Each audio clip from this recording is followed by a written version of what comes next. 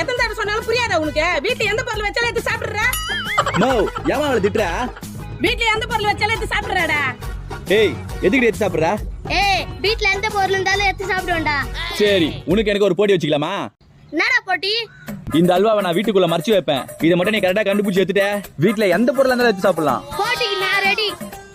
முடிஞ்சா கண்டுபிடுறி. போய் கண்டுபிடுறி. வீட்ல எனக்கு தெரியாத இடமே இல்லடா.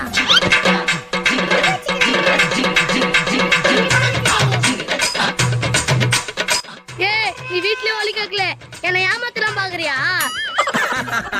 ஏய் நான் வீட்டுல தாண்டி ஒலிக்க வச்சேன். அப்பனா உள்ள இருந்து எத்தனாடா? தள்ளி பொடி சோத்து மூட்டை பாத்தியா?